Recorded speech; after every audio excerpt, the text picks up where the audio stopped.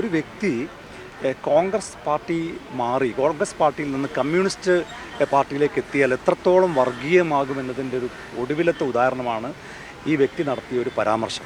അപ്പോൾ അദ്ദേഹം പറഞ്ഞ രണ്ട് കാര്യങ്ങൾ. ഒന്ന്, വിശ്വാസികളുടെ വിശ്വാസത്തെയാണ് അദ്ദേഹം ആക്ഷേപിച്ചത്. സ്വർഗവും നരകവും എന്നൊക്കെ പറയുന്നത് അവരുടെ വിശ്വാസത്തിൻ്റെ ഏറ്റവും അടിക്കലായിട്ടുള്ള കാര്യങ്ങളാണ്.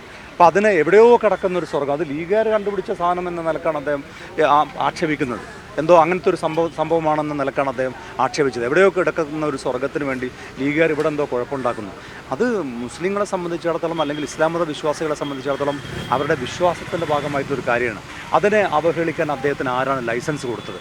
രണ്ടാമത്തെ കാര്യം, മലപ്പുറം ജില്ലയോട് ചേർന്ന് കിടക്കുന്ന ഒരു പ്രദേശമായതുകൊണ്ടാണ് അദ്ദേഹം പ്രസംഗിച്ച സ്ഥലം മലപ്പുറം ജില്ലയുടെ അതിർത്തിയാണ്. പാലക്കാട് ജില്ലയും മലപ്പുറം ജില്ലയുടെയും അതിർത്തിയാണ്. അപ്പോൾ മലപ്പുറം ജില്ലയോട് ചേർന്ന് കിടക്കുന്ന ഒരു സ്ഥലമായതുകൊണ്ട് ആ ജില്ലയുടെ വർഗീയ സ്വഭാവമാണ് ഇങ്ങോട്ടേക്ക് വന്നതെന്ന് പറയുമ്പോൾ ഒരു ജില്ലയെ തന്നെ ആകമാനം ആക്ഷേപിക്കുന്നു. ഞങ്ങൾക്ക് ചോദിക്കാനുള്ളത് CPM-ൻ്റെ സംസ്ഥാന സെക്രട്ടറിയോടാണ്. ഇത് CPM-ൻ്റെ നയമാണോ? നിങ്ങളിപ്പോൾ സമീപകാലത്ത് സ്വീകരിച്ചുകൊണ്ടിരിക്കുന്ന ആ നയത്തിൻ്റെ ഒരു തുടർച്ച എന്ന നിലക്കാണോ ഈ വ്യക്തിയും അത്തരം ഒരു പരാമർശം നടത്തിയത്?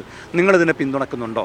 അതല്ല, നിങ്ങളിതിനെ പിന്തുണയ്ക്കുന്നില്ല എങ്കിൽ, CPM-ൻ്റെ നയമല്ലെങ്കിൽ ഇത്തരം പ്രസ്താവന നടത്തിയ ഒരാൾക്കെതിരെ എന്ത് നടപടിയാണ് നിങ്ങൾ സ്വീകരിക്കാൻ പോകുന്നത്? നിങ്ങൾ അത്തരം ഒരു നടപടി സ്വീകരിക്കുന്നില്ല എങ്കിൽ, അതിനെ തള്ളിപ്പറയുന്നില്ല എങ്കിൽ, സമീപകാലത്ത് മലപ്പുറം ജില്ലക്കെതിരായും ന്യൂനപക്ഷങ്ങൾക്കെതിരായും നിരന്തരമായി നിങ്ങൾ നടത്തിക്കൊണ്ടിരിക്കുന്ന ഒരു ആക്ഷേപത്തിൻ്റെ അല്ലെങ്കിൽ വർഗീയതയുടെയും വിദ്വേഷത്തിൻ്റെയും ഒരു തുടർച്ച. ഇപ്പോൾ ആഗോള അയ്യപ്പ സംഗമത്തിൽ പങ്കെടുക്കാൻ വേണ്ടി കേരളത്തിൻ്റെ മുഖ്യമന്ത്രി പോകുമ്പോൾ അദ്ദേഹത്തിൻ്റെ കാറിൽ ആരാണ് അദ്ദേഹം കയറ്റിയിരുത്തിയത്? അദ്ദേഹം കയറ്റിയിരുത്തിയത് ഈ കേരളത്തെ ഒരു സമുദായത്തെക്കുറിച്ച് അങ്ങേയറ്റം ആക്ഷേപിച്ച, മലപ്പുറം ജില്ലയെ പ്രത്യേകിച്ച് എടുത്തു പറഞ്ഞ് ഇതെന്തോ പ്രത്യേക രാജ്യമാണ്, അവിടെ മറ്റുള്ളവർക്ക് ജീവിക്കാൻ കഴിയില്ല എന്ന നിലക്ക് പരാമർശം നടത്തിയ ഒരു വ്യക്തിയെ ചേർത്ത് നിർത്തി അത്തരം വർഗീയവാദികളെയും വിഭജനവാദികളെയും ഒക്കെ കൂടെ നിർത്തുന്ന ഒരു സമീപനമാണ്, ഒരു നടപടിയാണ് കേരളത്തിൻ്റെ മുഖ്യമന്ത്രി എടുത്തത്. അപ്പോൾ അതിൻ്റെ ഒരു ഭാഗമായിട്ട് ആസൂത്രിതമായിട്ടാണോ ഇദ്ദേഹം ഇത്തരം ഒരു പരാമർശം നടത്തിയിട്ടുള്ളത് എന്നുള്ളത് CPM-ആണ് വ്യക്തമാക്കേണ്ടത്. പാണക്കാട് തങ്ങളെ മാത്രമല്ല, അദ്ദേഹത്തിന് സീറ്റ് കിട്ടിയപ്പോഴും പാലക്കാട്ട് സീറ്റ് കിട്ടാൻ വേണ്ടിയും പാർട്ടിയുടെ വാർഡ് നേതാക്കന്മാർ തൊട്ട് സംസ്ഥാനതല നേതാക്കന്മാർ വരെ തിണ്ണനിറങ്ങിയ ഒരു സമീപനമായിരുന്നു അന്ന് അദ്ദേഹം സ്വീകരിച്ചത്. അതേ ലീഗ് തന്നെയാണ് ഇപ്പോഴത്തെയും ലീഗ്.